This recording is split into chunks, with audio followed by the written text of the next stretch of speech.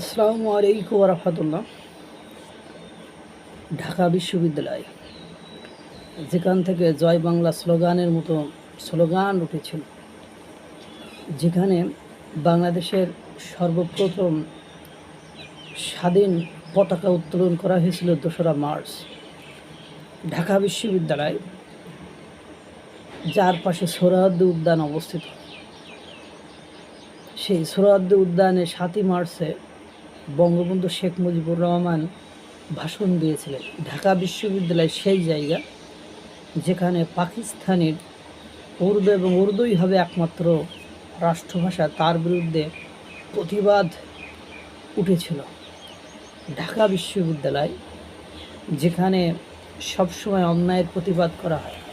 ঢাকা বিশ্ববিদ্যালয়, যেখানকার অধিকাংশ শিক্ষার্থী মুক্তিযুদ্ধের সময় মুক্তিযুদ্ধে অংশগ্রহণ করেছিল এবং পাকিস্তানি প্রেতাত্মা, পাকিস্তানের সেনাবাহিনী, জান্তা বাহিনী, পাকিস্তানের সেই ২৫শে মার্চের গণহত্যার বিরুদ্ধে প্রতিবাদ করে তারা ফুঁসে উঠেছিল এবং মুক্তিযুদ্ধে তৎকালীন শিক্ষক, ছাত্রছাত্রীরা আপনারা কি গুরুত্বপূর্ণ ভূমিকা পালন করেছিল সেটা আপনারা জানেন।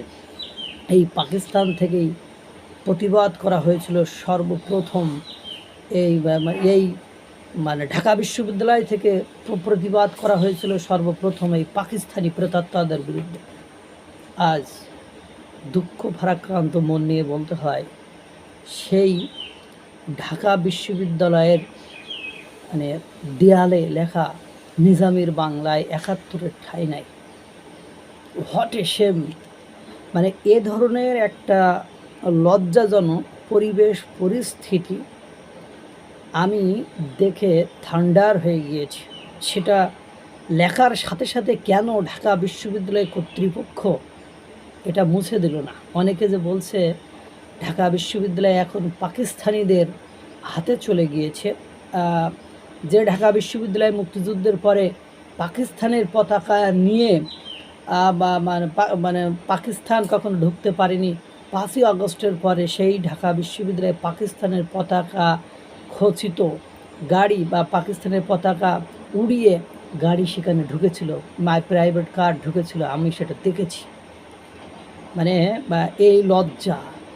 এই লজ্জা লুকানোর বা লুকাবার আমি কোনো জায়গা দেখছি না। সত্যিকার অর্থে অনেকে বলছে যে ঢাকা বিশ্ববিদ্যালয়ের যিনি ভিসি তিনি পাকিস্তানের মনোনীত, পাকিস্তানকে যারা বিভক্ত চায়নি, পাকিস্তানকে যারা সাপোর্ট করেছিল তাদেরই মনোনীত ব্যক্তি। এই ঢাকা বিশ্ববিদ্যালয়ের দেয়ালে যখন লেখা থাকে নিজামীর বাংলায় ৭১-এর ঠাঁই নাই, তখন আর কারোর বুঝতে বাকি থাকে না ঢাকা বিশ্ববিদ্যালয়ের মরণ হয়েছে। ঢাকা বিশ্ববিদ্যালয়ের গলা টিপে ধরা হয়েছে। ঢাকা বিশ্ববিদ্যালয় অচিরেই পাকিস্তানের পাটের কোনো বিশ্ববিদ্যালয় হয়তো বা হয়ে যাবে। বর্তমান প্রজন্মের যেসব শিক্ষার্থীরা সেখানে আছে, তাদের ভেতরে কি আদৌ মুক্তিযুদ্ধের সপক্ষের কোনো শক্তি আছে যে এই ধরনের বক্তব্য কিভাবে ঢাকা বিশ্ববিদ্যালয়ের দেয়ালে লেখায়? ঢাকা বিশ্ববিদ্যালয়, যে বিশ্ববিদ্যালয় শেখ মুজিবকে সম্মান দিয়েছিল, সেই বিশ্ববিদ্যালয়ের মধ্যে থাকা রেলওয়ের স্তম্ভের উপরে বা শেখ মুজিবের ছবিতে জুতা নিক্ষেপ করে, এই ঢাকা বিশ্ববিদ্যালয়ে আমরা কখনো দেখিনি। আমরা যখন ছাত্র ছিলাম তখনও এই ধরনের আচরণ কখনো আমরা দেখিনি। বিএনপির আমলেও এই ধরনের কোনো আচরণ দেখিনি। কিন্তু বর্তমান সময়ে এই ঢাকা বিশ্ববিদ্যালয় কার অধীনে আছে, কার আয়ত্তে আছে যে এই ধরনের সাহস? এই ধরনের ঢাকা বিশ্ববিদ্যালয় মুক্তিযুদ্ধ ভিত্তিক কোনো অনুষ্ঠান এখন আর আগের মতো জাঁকজমকপূর্ণ হয় না। ঢাকা বিশ্ববিদ্যালয় এখন পাকিস্তান ভিত্তিক অনুষ্ঠানগুলো খুব জাঁকজমকপূর্ণ হয়। এটা আমরা দেখতে চাইনি। প্রতিবাদ না করলে আমার পূর্ববর্তী প্রজন্ম, সেই প্রজন্মের সাথে বেইমানি করা হবে। আগামী যে প্রজন্ম আসবে সেই প্রজন্মের সাথে বেইমানি করা হবে। বেইমানি করা হবে সেই ৩০ লক্ষ শহীদের প্রতি, যারা রক্ত দিয়ে স্বাধীনতা অর্জনের জন্য তারা রক্ত দিয়েছিল। বেইমানি হবে যারা নিজেদের কথা না ভেবে বাংলাদেশের মুক্তির কথা ভেবেছিল, যুদ্ধে নেমেছিল, যুদ্ধে গিয়েছিল, মা বোনদের ইজ্জত পর্যন্ত চলে গিয়েছিল। আমাদের সেই মানুষগুলো যাতে অপমানিত না হয়, তারা যদি তার সেই জন্যই প্রতিবাদ মুখর হয়েছি। সবচেয়ে কষ্ট লাগে যখন আপনার ঢাকা বিশ্ববিদ্যালয়ের মতো প্রতিষ্ঠানের দেয়ালে লেখা থাকে নিজামের বাংলায় ৭১-এর ঠাঁই নাই। তা কিসের ঠাঁই আছে সেখানে, আমরা এখন এটা জানতে চাই। আরও আশ্চর্যজনক লেগেছে, আমার কাছে অবাক করা লেগেছে, ঢাকা বিশ্ববিদ্যালয়ে এক ছাত্রের সাথে গতকালকে রাতে আমার কথা হলো। যেহেতু আমি ঢাকা বিশ্ববিদ্যালয়ে ছিলাম, তখন যে সব কিছুই তো আমার মোটামুটি চেনা জানা। সে এসে আমাকে বলছে যে ভাই আমি শেখ মুজিবুর রহমান হলের ছাত্র। তখন আমি বললাম, মানে আমি রহস্য করেই তাকে আবার বললাম যে শেখ মুজিবুর রহমান নামটা এখন আছে? তা বলছে ভাই এটা থাকবে না, আমরা প্রস্তাবনা দিয়েছি, এটা থাকবে না। মানে তারা জামাত শিবির করে, আমি এটা জানি। সে বলছে ভাই এটা থাকবে না, আমরা সিন্ডিকেটের কাছে প্রস্তাবনা দিয়েছি নামটার পরিবর্তন করার জন্য। আমি তখন বললাম এই নামের পরিবর্তে কার নাম দিবা? তো তখন কয় জাতীয় কবি কাজী নজরুল ইসলামের নাম দেব চিন্তা ভাবনা করেছি। আমি বললাম যে তা হচ্ছে না কেন?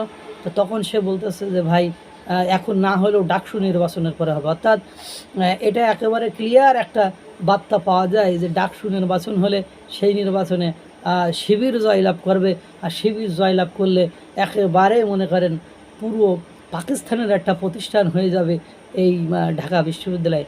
আর বেশি দূরে নয়, ঢাকা বিশ্ববিদ্যালয় হবে পাকিস্তানের একটি প্রতিষ্ঠান, সেই দিকেই ধাবিত হচ্ছে।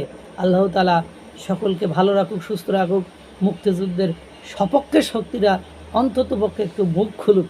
জেল হাজত তো মানুষের জন্যই, আমার আব্বা বলতেন জেল হাজত পুরুষের জন্য, এত ভয় পাওয়ার কি হয়েছে?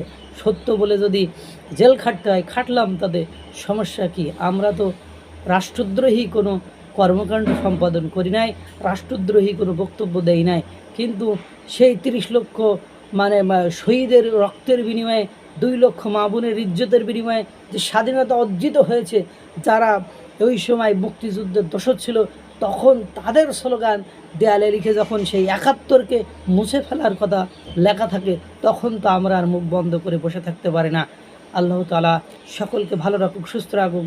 আসসালামু আলাইকুম ওয়া রাহমাতুল্লাহ।